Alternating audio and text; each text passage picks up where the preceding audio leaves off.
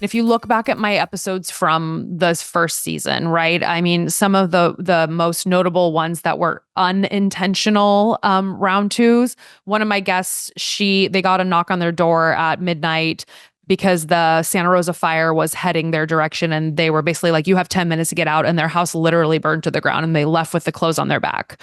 I had another friend of mine who was competing in a triathlon in Southern California, and he had a widowmaker heart attack and miraculously survived.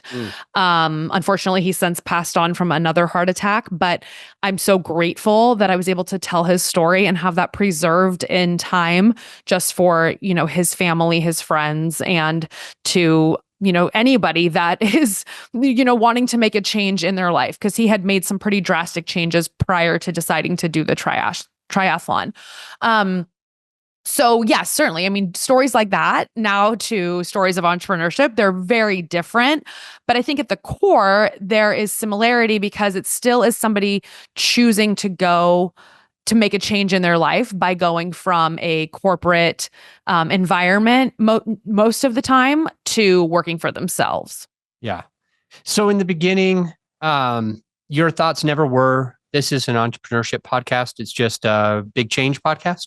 Yeah, truly. And it just so happened that the people that I had lined up to record with at the beginning of this year were entrepreneurs. And I thought their stories were really cool because of either how their business evolved or, why they decided to jump into entrepreneurship when they did. And it was a cool round two moment. And then it started snowballing from there and really has taken on a life of its own. One takeaway for the listener right now is that our podcast can benefit our business. Our podcast, if you're an entrepreneur, what you do on your show can support and grow what you do when you serve people. You can help your avatar. I call that your perfect client. You can help your avatar on your show in multiple different ways, and that can translate into more business. Tell me if that's one of the reasons and how you're making that change.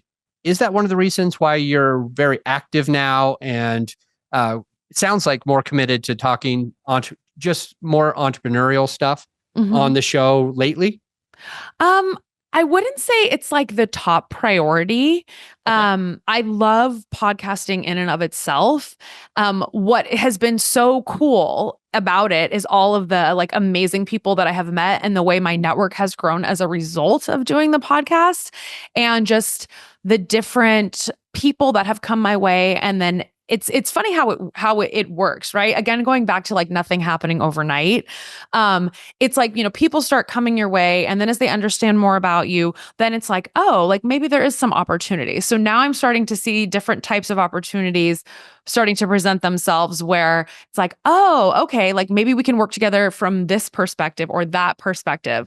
So one of the things that I've also been putting my effort into right now is kind of making sure I'm presenting myself out in the world, all of the ways that I want to be seen, so the right people can find me, whether it's the right people to be on my podcast, whether it's the right person who needs some type of freelance work that I'm an expert at, or whether it's a company that's looking to outsource coaching for some of their key players, making sure that I'm putting myself out there like that so they know that so that they will come across. Yeah. Me. And that's a big takeaway. I did real estate investing a long time ago. Nice. I mean, I've been doing it for a while. I still have them. Don't get me wrong. But I was trying to be just full-time in that one thing. And this is 2015. So 9-ish, 10-ish years ago from when we're recording. And somebody said something like that. You just said you need to put yourself out there. And they said you should be telling the person at the grocery store cashing you out. You should be telling the person in the elevator. You should be telling your friend, your family, your social media. You should let everybody know what you do, not in a aggressive, salesy, whatever way, but in a way just this is what I do. You should know that if that's what you're looking for, if you have a friend, because that's how we make money. So you're putting yourself out there intentionally to make sure that can happen organically. Okay. Yeah, definitely. And one of the things that is kind of a theme that runs in our family too is that we all, my dad, my brother, and myself especially, are very into connecting different people with different people. I mean, I love saying like, "Oh my gosh, you should meet my friend so and so." Like that, you guys would just totally hit it Yeah. off. So things like that. So that's one of like the fun parts about just networking in general is that all these different people are now in my social sphere and professional sphere. So it's been it's funny because I took a course in September.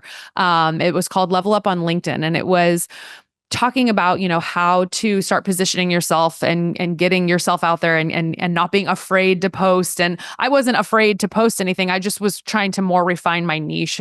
And so taking that course was really fun for me because not only did I meet more people, but I was like so excited to learn, oh my gosh, what is it that you're doing? Like, oh wow, like how are you taking all of these little learnings from these roles and now you're off doing this? Like, so I don't know. I think now I'm kind of like rambling, but I think the point is that, you know, if you can take the time to figure out exactly how you want to be perceived and how you want to be found, and you start putting yourself out there like that, then the right people will end up kind of coming into your sphere.